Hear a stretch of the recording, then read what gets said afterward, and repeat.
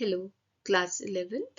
Today let's start methods of inquiry in psychology, and in this video I'm going to cover introduction, goals of scientific inquiry and steps in conducting the scientific inquiry. Dear children, this chapter is not only important from the weightage point of view, but it also will help you to understand how psychologists study behavior and mental processes.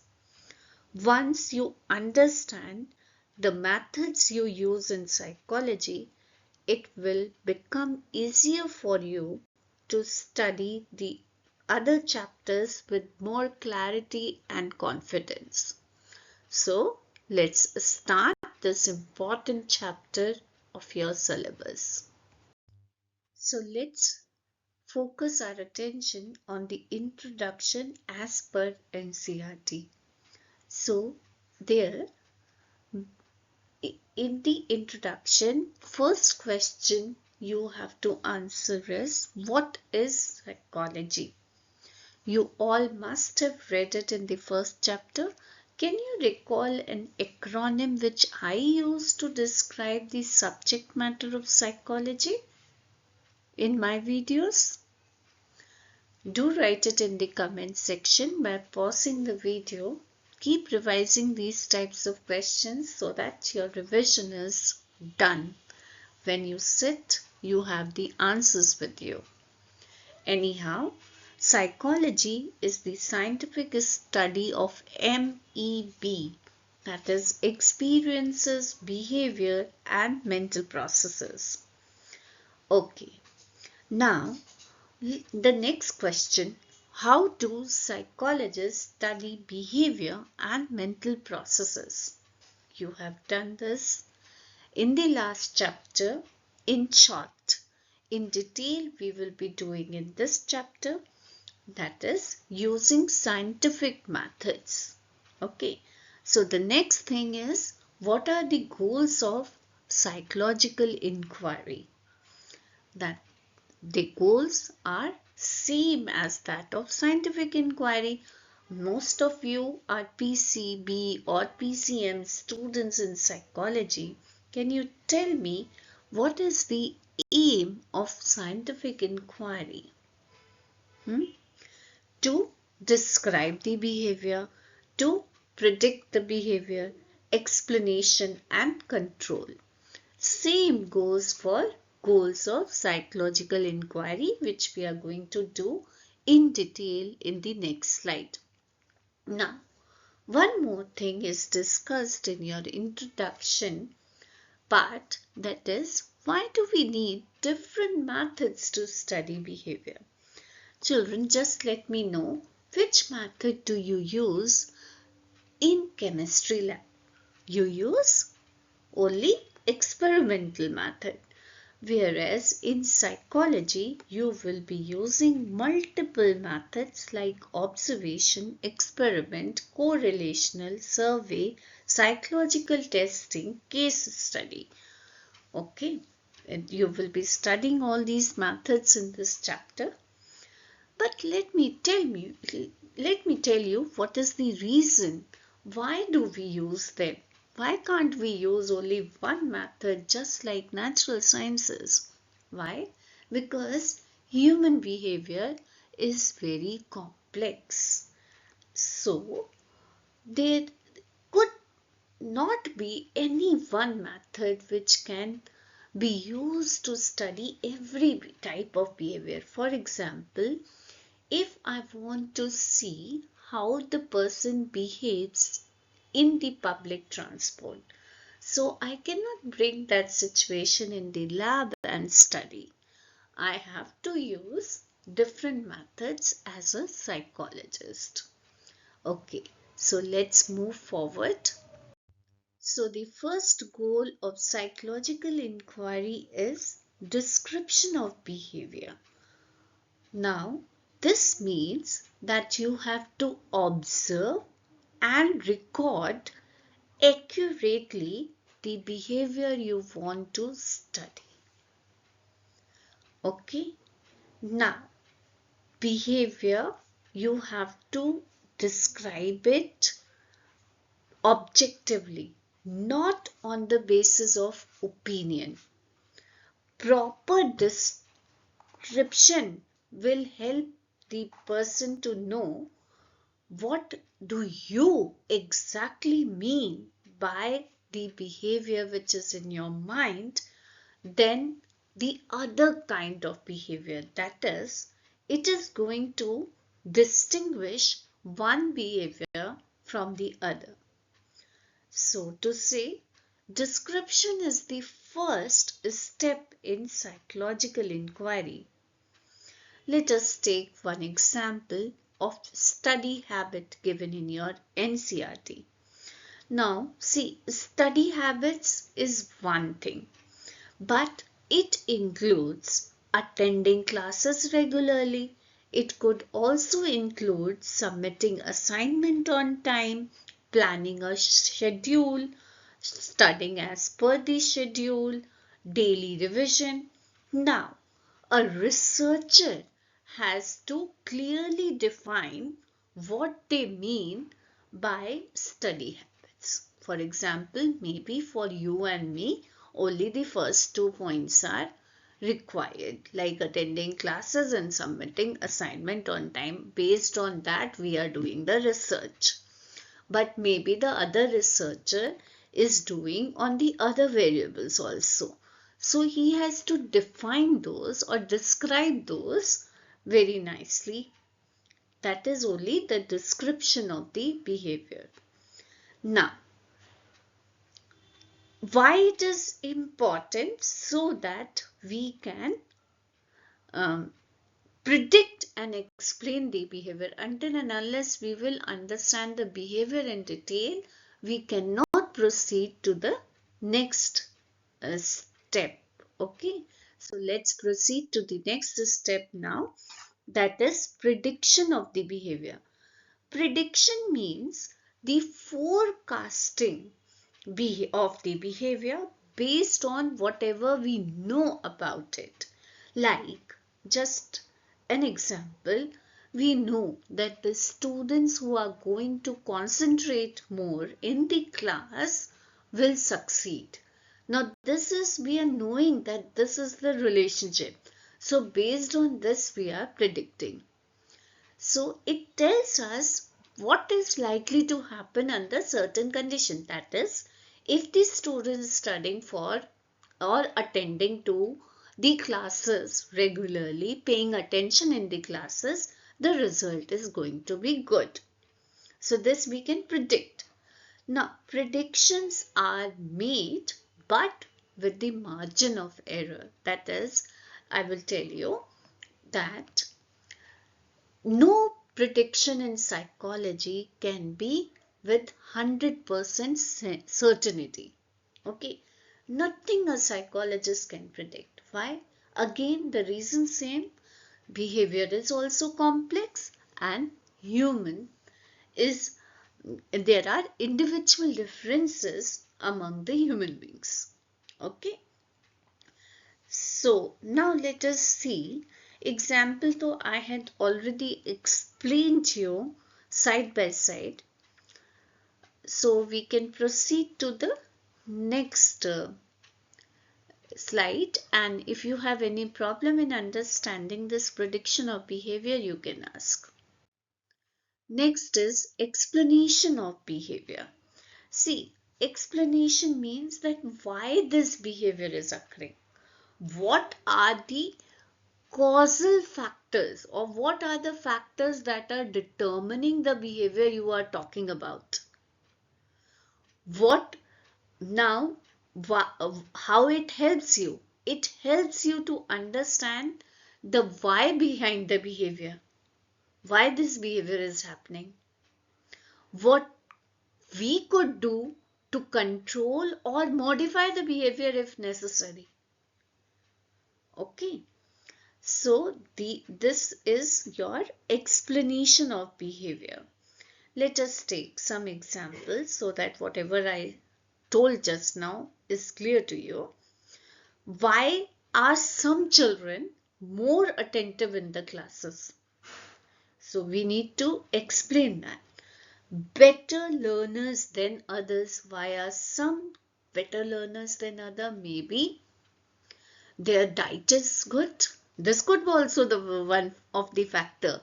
Maybe their mental diet and physical diet. That also affects your learning. So possible factors could be one I told you just now. Second could be motivation or teaching methods or interest in the subject and so on and so forth. Now we have to see what we have to control and what we have to modify. So explanation is very, very important. Next comes the control. So if we start with what does control means? It means changing the behavior in the desired direction. See, anything you can desired direction here means what you think is right. You want to move in that direction. Or if you want to stop the behavior, that is, the behavior can be increased, decreased, or modified. Okay, based on what you predicted and explained. So, for example, if lack of attention is due to poor teaching methods, so improvement in teaching style can increase attention in the students. On this, the work can be done. Okay, next, let's see the next point, that is application of psychological principle, children. You all are very new to psychology, but it is the field which is not only in your textbook. It is something whose application you are going to see in the real life to solve the practical problems which you all face, to improve your quality of life. That is the beauty of psychology. So, why? And then if I tell you about the example, using study skills, training to improve students' performance, or using counseling techniques to manage stress, that could be the application in the example which we were discussing. Okay. Okay, so now let's start the second topic, that is steps in conducting the scientific researches. Now, before I start with the steps, let me tell you that there are certain characteristics of these scientific researches. They are objective, they are systematic, and they are verifiable or testable. Okay, so science is something that is not defined by what it studies, but how it studies. So it studies in the objective manner, systematic manner, and testifiable manner. Let's also discuss one important characteristic of scientific research, that is objectivity. Objectivity means if we two people are working on something and we get the same result, then that means that our research is objective. Next, let's also talk about systematic procedure. It is stepwise. So we'll talk about it in the next slide. That is only we will start with the steps in conducting scientific inquiry. So let's start the next slide. First is conceptualizing a problem. Just like describing a problem is conceptualizing the problem, which is the first step of scientific research. The researcher clearly defines what is to be studied. That is, he identifies a problem, reviews. Now, how do you find problem to be researched as a researcher? By reviewing the related studies or literature. Then after that you try to form a hypothesis. What is hypothesis? A tentative solution to the problem. When the teachers are going to explain you about the practicals, they will start with first problem and then hypothesis. So now, for example, instead of vaguely studying stress, the researcher will tell whether he is studying academic stress or examination stress. They are different. Then it is really very important. We have seen in the first slide also how important it is to describe your problem. Otherwise, it will lead to confused data and incorrect conclusions.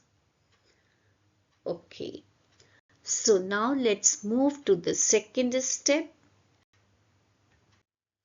that is collection of data. See, after the problem has been conceptualized, the next step is to collect the data. Otherwise, how you will proceed further? Now, data, as everywhere, same in psychology, it is the information which is gathered by the researcher. Now, it is again, now there are different methods which the psychologists used. I've told you they can use observation, they can use uh, this correlational method, they can use questionnaire, they can use interview, depending on the nature of the problem, objective of the study, and the characteristics of the participants involved. So data could be quantitative or qualitative. That is, it can be expressed in numbers or it can be expressed in words. Next step, that is drawing conclusion. In this, the researcher analyzes the data and interprets the result. Now, how he does? Using different statistical techniques, he can analyze data. See, dear children, this research does not complete with drawing conclusions. Okay, you have to revise the research conclusions, as you have to see whatever you have proved is okay or not, that is, your hypothesis is tested or not. If not tested, then it can be again tested, that is, it repeated studies, or if something new can be found out, or what are the limitations of your research. So it is very, very important at the last to revise the study which you have conducted. Okay, so scientific knowledge is always open to change and improvement. For example, in the example which we started in the previous slide, initial researchers, they showed more study time leads to better achievement. But now we know that study quality and motivation plays an important role. So the theory is revised and not rejected also completely. But revision is very important for accuracy of knowledge. So revising research conclusion and theory involves modifying findings and theories in the light of new evidence and further research. This is the sentence I just read from your NCERT. Dear children, always sit with NCERT when you are listening my videos. Okay, so that's all for today. Please like, share and subscribe my channel.